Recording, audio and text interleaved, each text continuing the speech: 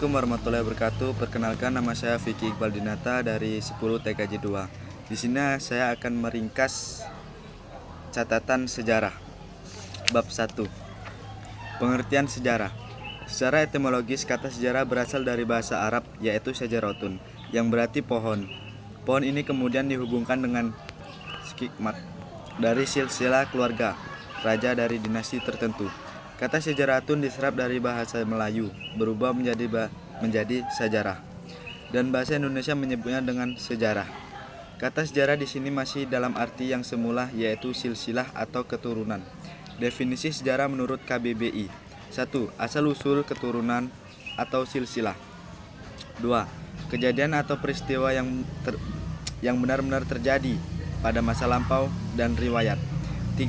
Pengetahuan atau apa nih tulisanmu? Apa kali ya? Masa lampau dan riwayatnya. 3. Pengetahuan atau uraian tentang kejadian atau peristiwa yang benar-benar terjadi pada masa lampau. Sejarah dalam bahasa Inggris yaitu history. Kata ini berasal dari Yunani yaitu historia, yang berarti informasi atau pencarian. New American Encyclopedia menyebut bahwa sejarah meliputi kegiatan manusia yang berhubungan dengan peristiwa-peristiwa tertentu, ditempatkan dalam sebuah urutan waktu dan memuat keterkaitan antar peristiwa. Dalam bahasa Belanda, sejarah disebut geschiedenis yang mempunyai pengertian yang hampir sama, yaitu tentang sesuatu yang telah terjadi. B. Konsep manusia, ruang, dan waktu dalam sejarah. Jika kita kembali membaca definisi tentang sejarah, dalam terdapat 3 unsur penting, yaitu manusia, ruang, dan waktu. Sejarah yang kita jadikan pengertian atau sebagainya bahan ujian adalah sejarah manusia. Adapun waktu akan menjadi batasan temporal dari setiap peristiwa yang telah terjadi atau perjalanan hidup manusia. Hal tersebut akan dijelaskan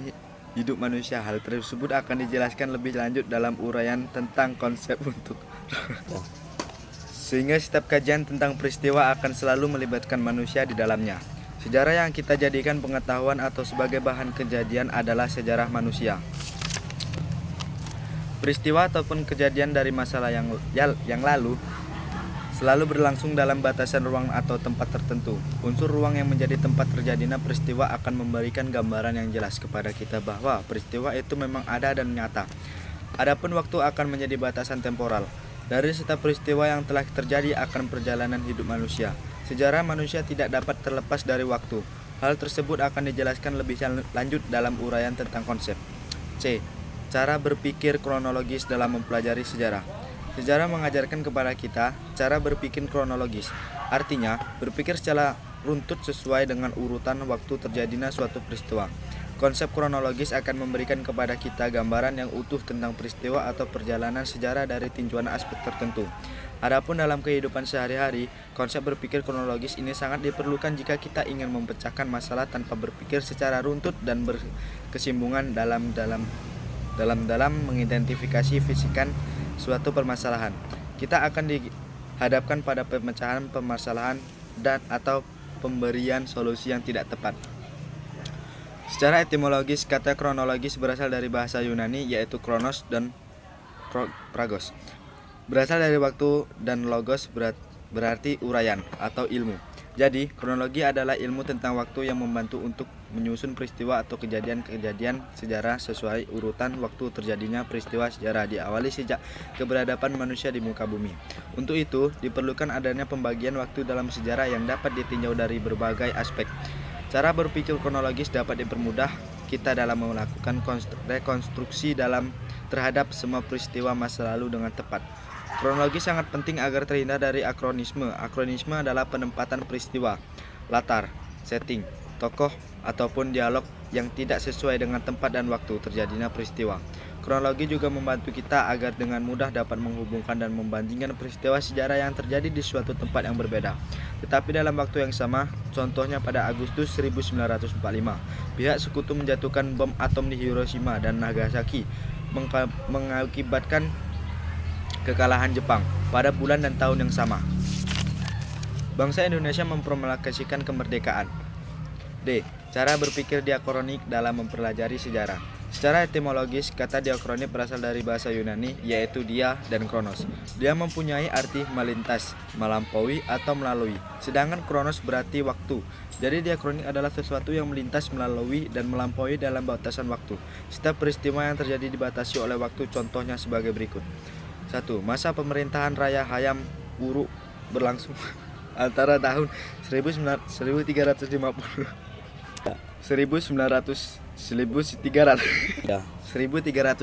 sampai 1389.000.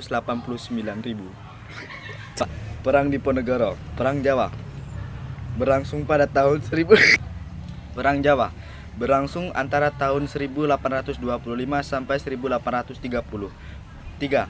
Penjelajahan Jepang di Indonesia berlangsung antara tahun 1945 sampai 1945. Belanda menyerang kepada Jepang di Kanjili-Jati, Subang, Jawa Barat. kepada Jepang di Kalijati, Subang, Jawa Barat pada 8 Maret 1942. Sebagai contoh, apabila perioditas yang akan dibuatkan berkaitan dengan perkembangan sejarah. Mati dulu. Itulah ringkasan bab 1. Sekarang lanjut bab 2. A. Perkembangan bumi dan munculnya makhluk hidup. 1. Asal-usul bumi dan makhluk hidup. Para ilmuwan meyakini bahwa awal mula terbentuknya dalam alam semesta termasuk bumi adalah terjadinya apa yang tersebut Big Bang. Ledakan dahsyat atau dentuman besar sekitar 13,7 miliar juta tahun yang lalu. Ledakan tunggal ini melantarkan materi dalam jumlah sangat besar ke segala penjuru semesta. Materi ini kemudian mengisi alam semesta ini dalam bentuk bintang, planet, debus, kosmis, asteroid atau meteor, energi dan partikel lainnya dalam semesta ini.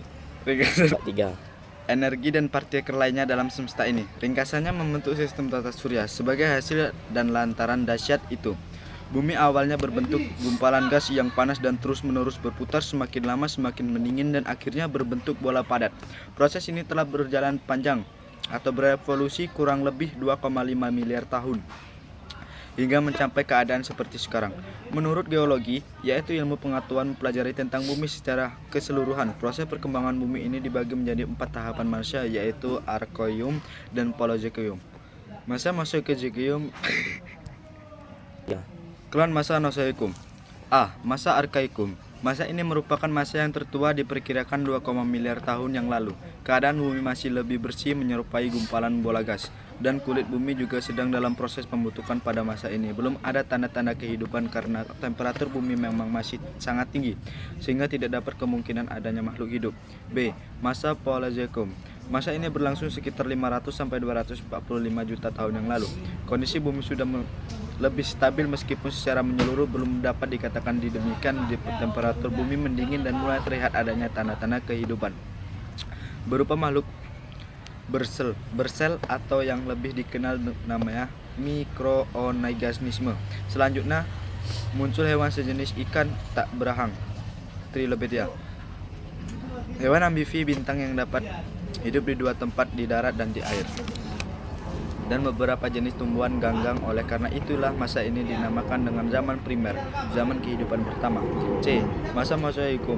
Masa ini yang disebut juga dengan masa sekunder, zaman kehidupan kedua, diperkirakan berlangsung sekitar 245 sampai 65 juta tahun yang lalu. Bumi sudah semakin stabil. Mulai munculnya beragam hewan bertubuh besar seperti berbagai jenis hewan reptil, dinosaurus, dan gajah purba atau mamut. Menjelang berakhirnya masa ini, mulai muncul berbagai jenis burung dan binatang menyusui. Masa Mesozoikum juga dikenal sebagai masa reptil. Dinosaurus menjadi penguasa hampir sepanjang masa ini, namun kemudian punah secara mendadak pada tahun 65 juta tahun yang lalu. Kepunahan massal ini diperkirakan akibat tumbukan meteorit raksasa yang membuat bumi diliputi debu pada akhir masa ini.